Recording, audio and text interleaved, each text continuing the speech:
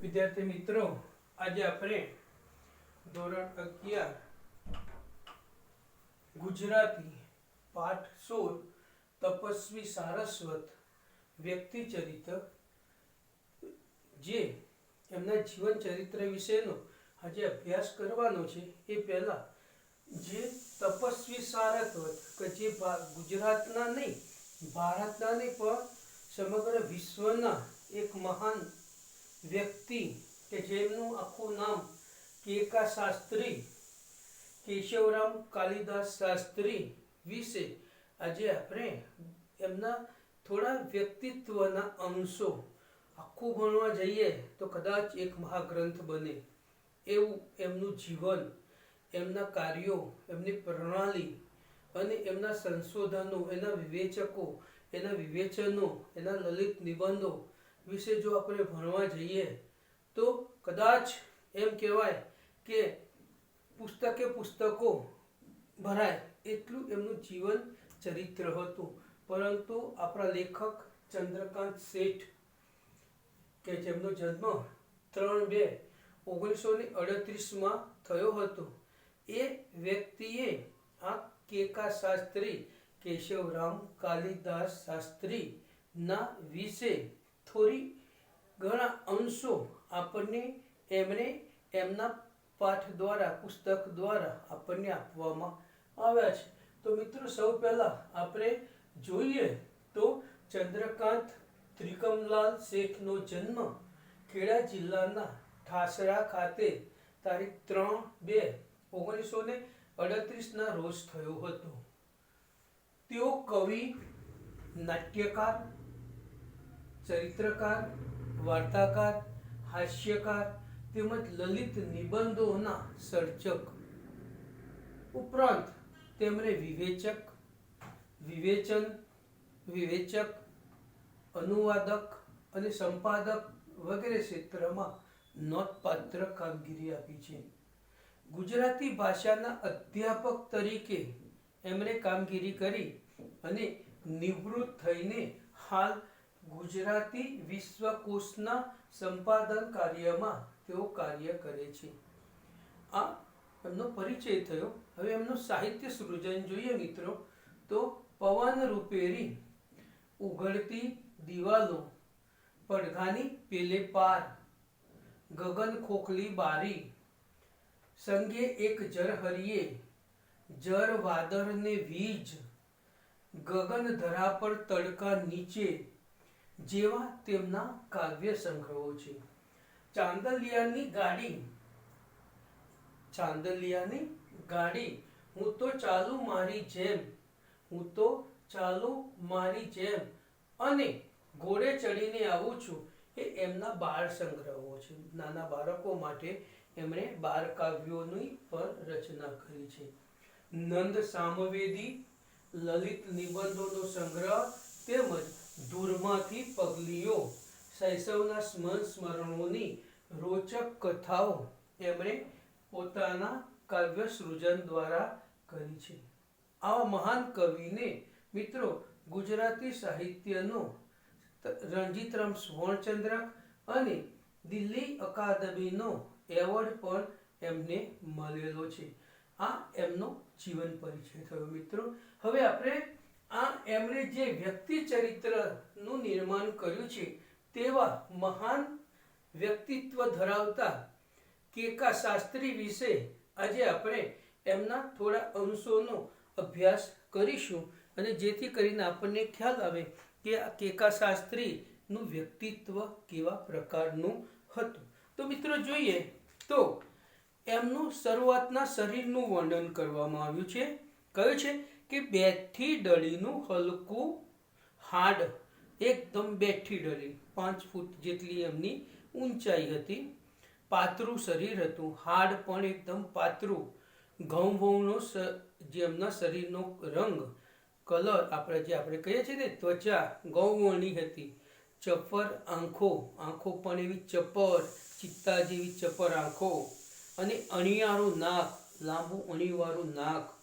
ભાલ પ્રદેશમાં સદાય ચમકતું ચીપિયા જેવું કુમકુમનું તિલક, એટલે કે ભાલ, આ કપાલ પ્રદેશની અંદર સદાય ચમકતું ચીપિયા જેવું, આપણે જે ચીપિયો હોય સ્વામિનારાયણના જે ચાંદલો હોય છે એવું, પણ એમને વચ્ચે ચીપિયા જેવું કુમકુમ વર્ણનું તિલક, કુમકુમ એટલે લાલ કલરનું કુમકુમ વર્ણનું તિલક, કસવારી વૈષ્ણવી બંડી, ખાદીની કસવારી વૈષ્ણવી બંડી, ઢીંચણથી થોડીક નીચે ધોતી, ઢીંચણથી થોડીક નીચે જેને પોતિયું કહેવાય એવી ધોતી, માથે જરા ત્રાંસી મુકાયેલી કેસરી ટોપી, થોડી કે જે માથે મુકાયેલી કેસરી ટોપી, કપારે ઘરે વીંટાળેલો કેસરી ઉપર નાનો ખેસ, ખેસ આપણે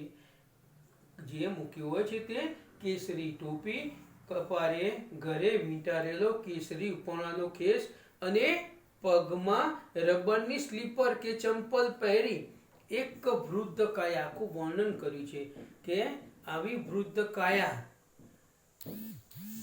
સ્લીપર કે ચપ્પલ પહેરી એક વૃદ્ધ કાયા હાથમાં લાકડી લઈને અમદાવાદની સડક પર જતો હોય, સડક પર પૃષ્ટિ સંપ્રદાયની હવેલી તરફ દેવ દર્શન કે કીર્તન માટે ઉતાવળી ચાલે, સ્પીડમાં, એમનું કાયમ ચાલવાનું એટલું સ્પીડમાં જ હતું કે ઉતાવળી ચાલે, ધસતી જતી જોઈને તમે ખુશીથી ધારણા કરી શકો કે તે કેકા શાસ્ત્રી હશે. હવે તો શાસ્ત્રીજીનું આવું દર્શન આપણા માટે સ્મરણનો વિષય બની ગયો છે, કારણ કે તેઓ 28મી જાન્યુઆરી 1905ના દિવસે જન્મ્યા હતા. 9મી સપ્ટેમ્બર 2006ના દિવસે એમનું મૃત્યુ થયું. 101 વર્ષની લાંબી શતકીય ઇનિંગ ખેલીને તેઓ નિવૃત્ત થયા, અને એમના જીવન વિશે આજે આપણે યાદ કરી તો એમના સ્મરણોને જ યાદ કરી શકીએ એમ છીએ. એ વિષય બની ગયો છે. મિત્રો, આપણા આરૂઢ વિદ્વાન કેશવરામ શાસ્ત્રી ને સાહિત્ય જગત, આપણા આ આરૂઢ વિદ્વાન કેશવરામ શાસ્ત્રીને સાહિત્ય જગત કેકા શાસ્ત્રી ના ટૂંકા નામથી ઓળખે છે. એમને સોરીઓ આપણે એક નાની ભૂલ થઈ છે, કેકા શાસ્ત્રી એ આપણે સુધારી લઈએ મિત્રો.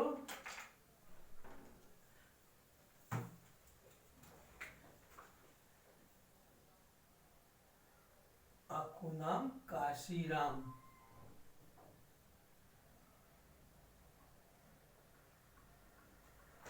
કેકા શાસ્ત્રીનું આખું પૂરું નામ હતું કેશવરામ કાશીરામ શાસ્ત્રી, ને કાશીરામ શાસ્ત્રી અને માતાનું નામ દેવકીબેન. માતાનું નામ દેવકીબેન. આપણા આરૂઢ વિદ્વાન કેશવરામ શાસ્ત્રીને સાહિત્ય જગત કેકા શાસ્ત્રીના નામે ઓળખે છે, બરોબર. અને એમને લોકો કેકા શાસ્ત્રી એવા નામથી ઓળખે છે. હવે એમના પિતાનું નામ કાશીરામ શાસ્ત્રી અને માતાનું નામ દેવકીબેન. પૂરેપૂરા વૈષ્ણવ ધર્મનો એમને અંગીકાર કર્યો હતો. શાસ્ત્રીનું જન્મસ્થળ અને વતન માંગરોળ. શાસ્ત્રીજીનું જન્મ અને વતન માંગરોળ, જિલ્લો જુનાગઢ. જન્મ 28મી જુલાઈ 1905ના રોજ. જન્મ 28મી જુલાઈ 1905ના રોજ બરડાઈ બ્રાહ્મણ પરિવારમાં થયો હતો. બરડાઈ બ્રાહ્મણ પરિવારમાં થયો હતો. પિતાજી મોટા વિદ્વાન હતા. માતા ધાર્મિક વૃત્તિના ગૃહિણી. વેદશાસ્ત્રોનું અધ્યાપન વારસામાં મળ્યું હતું. એમના પિતા પણ એક મહાન વિદ્વાન હતા, અને એ પણ એમના પરિવારમાં પિતાજી ખૂબ જ વિદ્વાન ધર્મના શાસ્ત્રોની અંદર ખૂબ જ જાણકાર હતા. સંસ્કૃત ભાષાના એ મહાન વિદ્વાન હતા, જેને પરિણામે ગરથુરીમાં જ એમને શિક્ષણના સંસ્કારો મળ્યા હતા. માતા પણ ધાર્મિક વૃત્તિના ગૃહિણી અને વેદશાસ્ત્રોનું અધ્યાપન કરવા વાળા હતા. તેથી તેમને આ બધું વારસામાં મળ્યું. શાસ્ત્રીજીને ગરથુથીમાં જ શાસ્ત્ર પ્રેમ અને સંપ્રદાય પ્રેમ, જે વૈષ્ણવ સંપ્રદાય પ્રેમ, બરોબર. પ્રાથમિક માધ્યમિક શિક્ષણ માંગરોળમાં લીધું.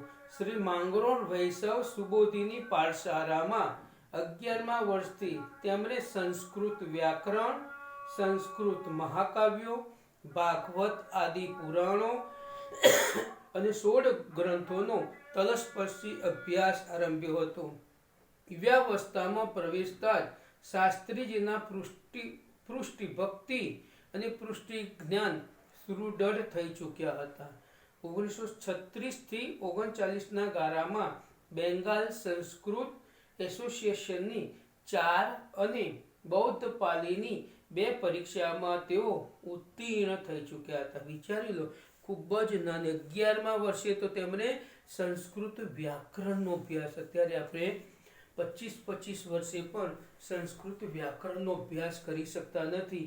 એવા 11મા વર્ષે તો તેમણે સંસ્કૃત વ્યાકરણ, સંસ્કૃત મહાકાવ્યો, ભાગવત આદિ પુરાણો, પૌરુષ ગ્રંથોનો ખૂબ જ ઊંડાણપૂર્વક તલસ્પર્શી અભ્યાસ આરંભ્યો હતો. યુવાવસ્થામાં પ્રવેશતા જ શાસ્ત્રીજીમાં પૃષ્ટિ ભક્તિ અને પૃષ્ટિ જ્ઞાન સુદૃઢ થઈ ચૂક્યા હતા. 1936 થી 1939ના સમયગાળા દરમિયાન તેમણે બેંગાલ સંસ્કૃત એસોસિએશનની 4 પરીક્ષાઓ અને બૌદ્ધ પાલીની 2 પરીક્ષાઓમાં તેઓ ઉત્તીર્ણ થઈ ચૂક્યા હતા. આટલી નાની ઉંમરે એમણે આવી નાની સરસ મોટામાં મોટી પદવીવાળી પરીક્ષાઓ પાસ કરી હતી. શાસ્ત્રીજી મેટ્રિક થયા પછી મુંબઈ ગયા રોજીરોટી માટે. શાસ્ત્રીજી મેટ્રિક થયા પછી મુંબઈ ગયા, પરંતુ સ્વાસ્થ્ય માટે વાતાવરણ પ્રતિકૂળ જણાતો વતનમાં જ શાસ્ત્રીજી મેટ્રિક સુધી અભ્યાસ કરી અને મુંબઈ ગયા. પરંતુ મુંબઈનું વાતાવરણ એમને અનુકૂળ આવ્યું નહીં અને તેઓ પોતાના વતન માંગરોળમાં શિક્ષકની કામગીરી સ્વીકારી. મુંબઈમાં શિક્ષણની કામગીરી સ્વીકારી લીધી અને મુંબઈવાસ દરમિયાન શાસ્ત્રીજી હસ્તપ્રતો પરથી મુદ્રણ, નકલ, પ્રેસ કોપી તૈયાર કરાવીને અને પ્રૂફ વાંચનની તાલીમ લઈ ચૂક્યા હતા. વતનમાં પણ એક મિત્રના છાપખાનામાં અક્ષરોના બીબા ગોઠવવાની અને ટ્રેડલ મશીન ચલાવવાની તાલીમ લીધેલી, જે તેમને પાછળથી અમદાવાદમાં આવ્યા ત્યારે એમને ખૂબ જ કામ લાગી. એમના એક મિત્ર હતા, પ્રેસ હતો, એ પ્રેસની અંદર એમણે મુદ્રણ કેવી રીતે કરવું, અક્ષરો કેવી રીતે ગોઠવવા, પ્રેસ બીબા કેવી રીતે કરવું, હસ્તપ્રતો કેવી રીતે બનાવી, આ બધી જ પ્રૂફ વાંચન કેવી રીતે કરવું, આ બધી તાલીમ લીધી અને એ તાલીમ એમને ભવિષ્યની અંદર જ્યારે અમદાવાદમાં આવ્યા ત્યારે એ એમને કામ લાગ્યું હતું. 1925 થી 1935 સુધીના 1 દાયકાના શિક્ષણ કાર્ય દરમિયાન શાસ્ત્રીજીનું લેખન કાર્ય તો ચાલતું જ રહ્યું. એમને 1925 થી 1935 સુધીના 1 દાયકાના શિક્ષણ કાર્ય દરમિયાન શાસ્ત્રીજીનું ભણાવતા તો હતા જ, પણ લખવાનું કામ પણ ચાલતું હતું. કનૈયાલાલ મુનશીએ નરસિંહ મહેતાને 16મી સદીમાં થયા હોવાનું જણાવ્યું ત્યારે શાસ્ત્રીજીએ તેમના મતનું ખંડન કરતા લેખો ગુજરાતી સાહિત્યમાં લખ્યા. કનૈયાલાલ માણેકલાલ મુનશી એ વખતના જે મહાન લેખક હતા, કવિ હતા, એમણે કહ્યું કે નરસિંહ મહેતા 16મી સદીમાં થઈ ગયા. આ વાતનું આપણા કેશવરામ કેકા શાસ્ત્રીએ એનું ખંડન કર્યું અને કહ્યું, એમણે ગુજરાતી સાહિત્યમાં લખ્યું, તેનાથી અનેક ગુજરાતી વિદ્વાનોનું ધ્યાન તેમના તરફ ખેંચાયું. ચુનીલાલ શાહે શાસ્ત્રીજીની કલમની શક્તિ પીછાણી. ચુનીલાલ શાહે શાસ્ત્રીજીની કલમની શક્તિ પીછાણી. તેમને પ્રજાબંધુ, એ વખતનું મહત્વનું સાપ્તાહિક ચાલતું હતું અંગ્રેજોના વખતે, પ્રજાબંધુ સાપ્તાહિકના તંત્રી મંડળમાં કામ કરવા માટે આમંત્ર્યા. આ કામગીરીમાં શાસ્ત્રીજીને ઘણું ઘડવાનું મળ્યું. જગતનું રાજકારણ અને સોદાગરની કિતાબ જેવી 2 કોલમો પ્રજાબંધુમાં તેઓ ચલાવતા હતા. જગતનું રાજકારણ અને સોદાગરની કિતાબ એવા 2 કલમો આ શાસ્ત્રીજી ચલાવતા હતા. આ દરમિયાન ગુજરાત વિધાનસભાના બુદ્ધિ પ્રકાશ હાલની અંદર પણ ચાલે છે. આ દરમિયાન ગુજરાત વિધાનસભાના બુદ્ધિ પ્રકાશ સામયિકમાં છપાતા શાસ્ત્રીજીના લેખોથી આકર્ષાઈને એ સંસ્થાના મંત્રી હીરાલાલ પારેખે શાસ્ત્રીજીને ગુજરાત વિધાનસભામાં જોડાવાનું આમંત્રણ આપ્યું. પોતે લેખ લખતા હતા અને એ લેખોથી હીરાલાલ પારેખ ખૂબ જ પ્રભાવિત થયા, આકર્ષિત થયા અને એના કારણે એમને ગુજરાત વિધાનસભામાં જોડાવા માટેનું આમંત્રણ આપ્યું. 11મી એપ્રિલ 1936 થી તેમણે ગુજરાત વિધાનસભાના હસ્તલિખિત ગ્રંથ સંગ્રહની કામગીરી સંભાળી ખૂબ પરિશ્રમ લઈને ત્યાંની હસ્તપ્રતોની સંકલન યાદી તૈયાર કરી. આથી આ સમયગાળા દરમિયાન મધ્યકાલીન ગુજરાતી સાહિત્ય, આ સમય દરમિયાન મધ્યકાલીન ગુજરાતી સાહિત્યના સામાન્ય સાહિત્ય સન્માન વિદ્વાનીની એમણે ખૂબ જ પ્રતિષ્ઠા મેળવી. આપનાર કવિ ચરિત ભાગ 1 અને 2 અને આપણા કવિઓ જેવા ગ્રંથો તેમણે આપ્યા.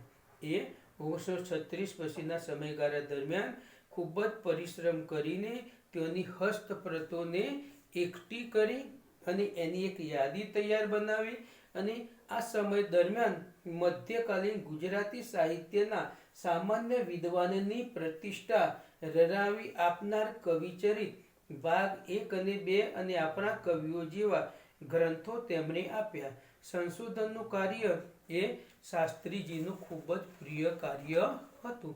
સંશોધન કરવું એ એમનું સૌથી મહત્વનું કાર્ય હતું. હેમચંદ્રાચાર્ય અપભ્રંશ વ્યાકરણનો સમજૂતી સાથેનો ગુજરાતી અનુવાદ તેમણે તૈયાર કરેલો.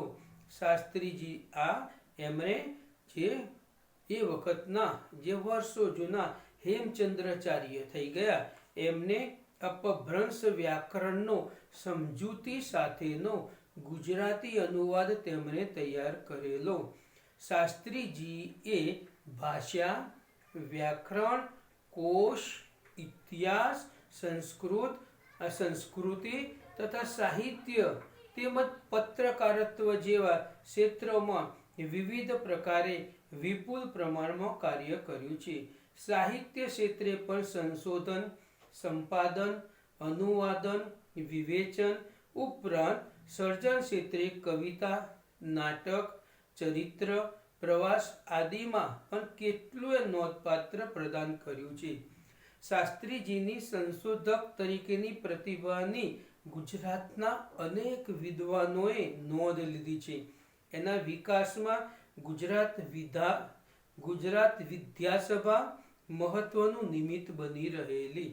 આના માટે એમને જો આટલો બધો વિકાસ થયો હોય તો તેનું મુખ્ય કારણ ગુજરાત વિદ્યાસભા હતું. 1939 થી શાસ્ત્રીજીએ ઉચ્ચ શિક્ષણના ક્ષેત્રે કાર્ય કર્યું.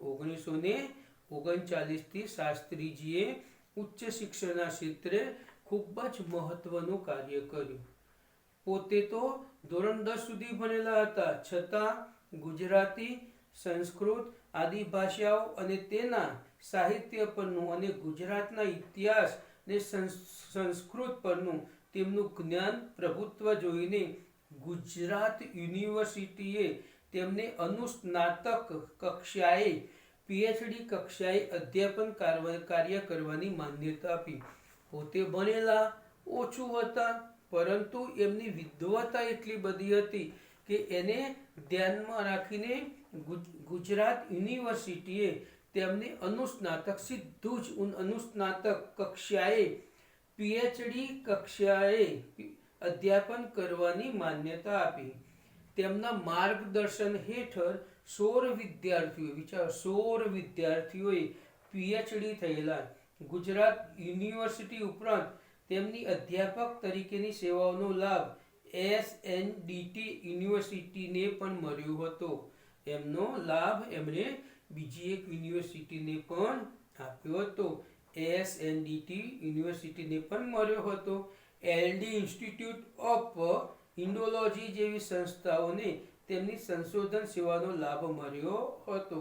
એલડી ઇન્સ્ટિટ્યૂટ ઓફ ઇન્ડોલોજી જેવી સંસ્થાઓને તેમનો સંશોધન સેવાનો લાભ મળ્યો હતો. શાળાની 11 વર્ષની અને ઉચ્ચ શિક્ષણની 52 વર્ષની 1939 થી 1990 52 વર્ષની તેમની અધ્યાપન સેવાઓ ગણતા 65 વર્ષની તેમની વિદ્યાકીય કારકિર્દી વિરલ કહેવાય એવી હતી. આ દરમિયાન અભ્યાસી, સંશોધક, પ્રાધ્યાપક તરીકેની શાસ્ત્રીજીની સેવાનો સાર્વત્રિક રીતે સમાદાર થતો રહેલો. આયુષ્યના અંત સુધી, મૃત્યુ પર્યંત આયુષ્યના અંત સુધી શાસ્ત્રીજી સાહિત્યના સંશોધન, સંપાદન, કોશ કાર્ય અને લેખન કાર્યમાં ગરાડૂબ રહ્યા હતા. આવા કેકા શાસ્ત્રીના પરિચયમાંથી આપણને ઘણું જાણવા મળે છે. મિત્રો, હવે આપણે સંશોધન સંપાદન ક્ષેત્રે શાસ્ત્રીજીએ મહાભારત વિશેની મધ્યકાલીન ગુજરાતી કવિઓની કેટલીક કૃતિઓ સંકલિત કરી તેમનું સુંદર સંપાદન કરેલું છે. તે પછી વેદવ્યાસના મહાભારતનો મૂળ અસલી ભાગ કયો, કેટલો અને કેવો છે તેનું સંશોધન કરી સંપાદન કર્યું. આ ઉપરાંત આયુષ્યના અવશેષે શ્રીમદ ભગવત જેવા ભક્તિ પુરાણના 10મ સ્કંદનું સંપાદન સંશોધન કરી તેમની વિદ્વ પ્રતિભાનું ઉજળું પ્રમાણ સૌને આપ્યું. વળી મહાભારતમાંથી ભારત સંહિતા અને તેમાંથી 8800 શ્લોકોની જય સંહિતા તારવી આપવાનું કઠિન કાર્ય તેમણે કરી આપ્યું. 8800 શ્લોકોની જય સંહિતા તારવી એટલે અઘરામાં અઘરું કાર્ય પણ તેમણે કર્યું. તેમણે ભગવદ્ ગીતામાંથી 101 શ્લોકોની ગીતા સતશ્લોકી પણ તૈયાર કરી આપી છે. આજે પણ આ સ્પૃષ્ટિ માર્ગીઓ એનું જે સ્મરણ, અધ્યયન અને અધ્યાપન કરે છે. શાસ્ત્રીજી પાસેથી અંદાજે 250 જેટલા પુસ્તકો શાસ્ત્રીજીએ પોતાની 101 વર્ષની દીર્ઘ અવસ્થા દરમિયાન 250 જેટલા પુસ્તકો, 1500 જેટલા સંશોધન લેખો મળ્યા છે. 1500 જેટલા એમણે સંશોધનો કર્યા. ગુરુ શ્રી ગોમતીદાસની હુંફથી સંસ્કૃત, કાવ્યશાસ્ત્ર, છંદશાસ્ત્ર અને વ્યાકરણ શાસ્ત્રની તેમને લગ્ની લાગી હતી. એમના ગુરુના સંપર્કમાં આવવાથી, એમને ગુરુના આશીર્વાદથી હુંફથી સંસ્કૃત, કાવ્યશાસ્ત્ર, છંદશાસ્ત્ર અને વ્યાકરણ શાસ્ત્રની તેમને લગ્ની લાગી હતી. તે જીવનભર જળવાઈ રહી. શ્રીમદ વલ્ભાચાર્યજીના ગ્રંથોનો અનુવાદ તેમણે 21 વર્ષની વયે કરીને પોતાની ઉત્કૃષ્ટ વિદ્યાનિષ્ઠાનો પરિચય સૌને આપ્યો હતો. જીવનભર સ્વાધ્યાય, સંશોધન, સંપાદન, અનુવાદન, વિવેચન કાર્ય દ્વારા કેકા શાસ્ત્રીએ ગુજરાતી ભાષા, સાહિત્ય અને સંસ્કૃતિની બહુ જ અમૂલ્ય સેવા કરી છે. આ એમના જીવન વિશે. કોશ કાર્ય પર શાસ્ત્રીજીનું પ્રિય ચિત્ર રહેલું. ગુજરાતી ભાષાનો લઘુકોશ, ગુજરાતી ભાષાનો પાયાનો કોશ, અનુપ્રાસ કોશ, બૃહદ ગુજરાતી કોશ ભાગ ગ્રંથ 1 અને 2, વનૌષધિ કોશ, સંસ્કૃત ગુજરાતી કોશ, વ્યુત્પત્તિ કોશ, ભગવત ગોમંડળના 900 જેટલા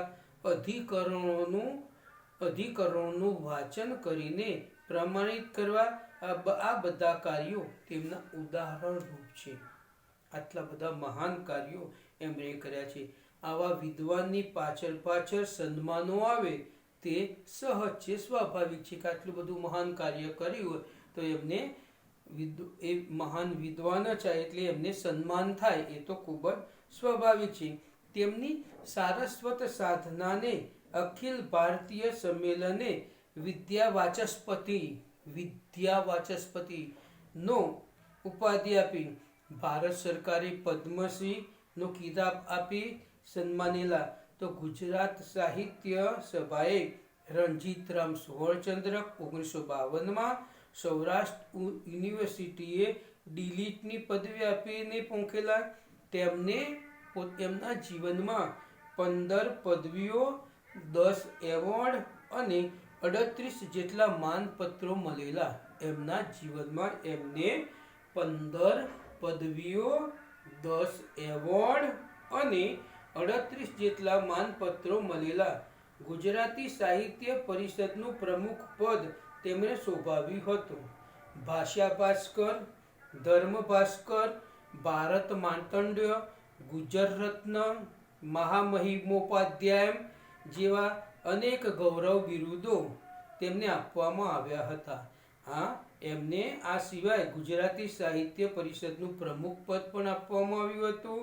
અને ભાષા ભાસ્કર, ધર્મ ભાસ્કર, ભારત માર્તંડ્ય, ગુજર રત્ન, મહામહિમોપાધ્યાય જેવા અનેક ગૌરવ બિરુદો તેમને અર્પવામાં આવ્યા હતા. શાસ્ત્રીજીના સ્વભાવની સરળતા અને ઔદાર્યને કારણે અને તેમની સારસ્વત પ્રતિભાને કારણે આનંદ શંકર ધ્રુવ,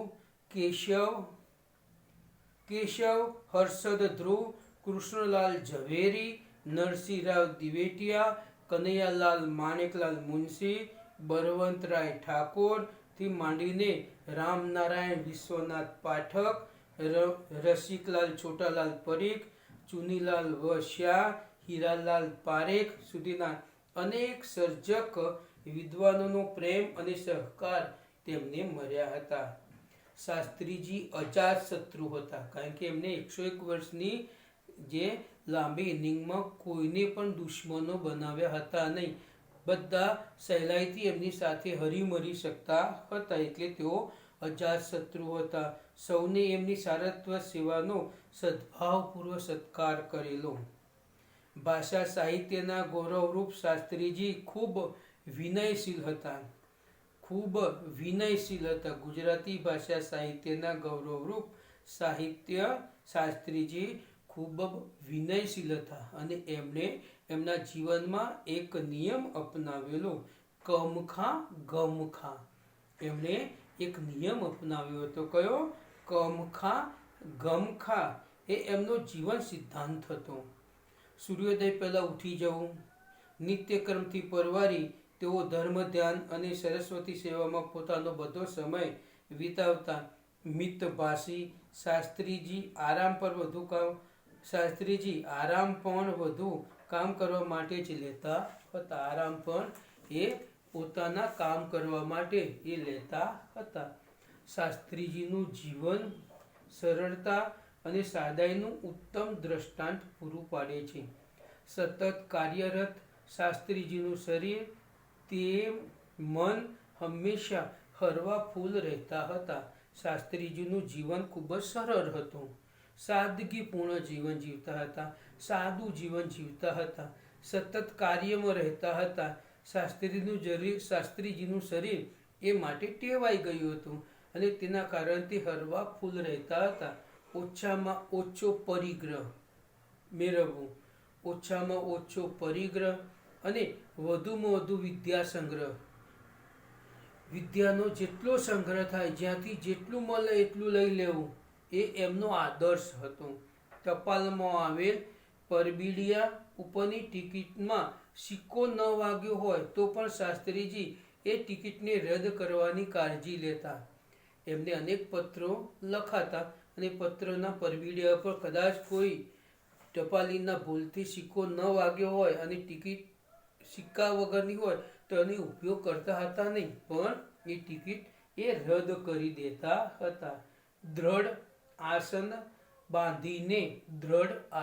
બાંધીને રસેશ્વર શ્રી કૃષ્ણની અને રસરૂપા સરસ્વતીની સનિષ્ઠાની સેવા કરતા, કૃષ્ણની સેવા કરતા અને સરસ્વતીની ઉપાસના કરતા હતા. એમાં જ શાસ્ત્રીજી પોતાનું એકાંત અને ધ્યાન, જીવનનો સાત્વિક આનંદ અને જીવનની સાચી સાર્થકતા અનુભવતા હતા. દ્રઢ આસન બાંધીને રસેશ્વર શ્રી કૃષ્ણની સેવા કરતા, રસરૂપા સરસ્વતીની સનિષ્ઠા એમની નિષ્ઠામાં સેવા કરતા હતા. એમાં જ શાસ્ત્રીજી પોતાનું એકાંત અને ધ્યાન, જીવનનો સાત્વિક આનંદ અને જીવનની સાચી સાર્થકતા અનુભવતા હતા.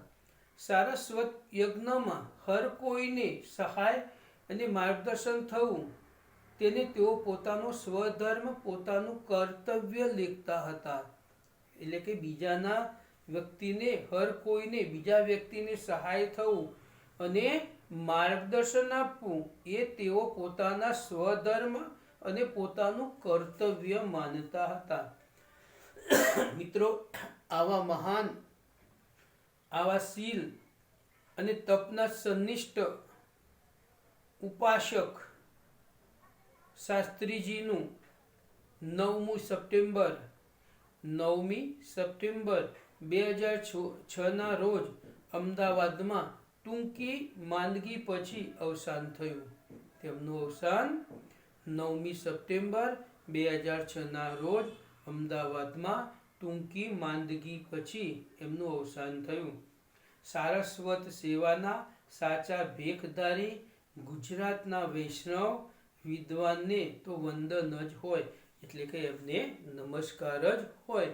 આવા કે જે એમણે પોતાના 65 વર્ષના શૈક્ષણિક કાર્યની અંદર ગુજરાતી સાહિત્ય, સંસ્કૃત સાહિત્ય અને એની અંદર એટલું બધું એમણે આપ્યું છે કે એમના વખાણ કરવા એ પણ આપણા માટે શક્ય નથી. કારણ કે એમણે આખું જીવન 65 વર્ષની કારકિર્દીની અંદર 250 જેટલા એમણે પુસ્તકો લખ્યા, 1500 જેટલા વિવેચનો કર્યા, બરાબર, સંશોધનો કર્યા. અને એમણે એ સિવાય એમ કહેવાય છે કે આ એમનું સૌથી મહત્વનું કાર્ય, એમણે 8800 શ્લોકોની જય સંહિતા તારવી આપવાનું કઠિનમાં કઠિન કાર્ય એમણે કર્યું. અને આ કાર્યને કારણે શાસ્ત્રીજીને આપણે ખૂબ જ સન્માનથી, માનથી જોઈએ છીએ. એમના ચરણોમાં સત વંદન. જય હિન્દ, જય ભારત. અસ્તુ.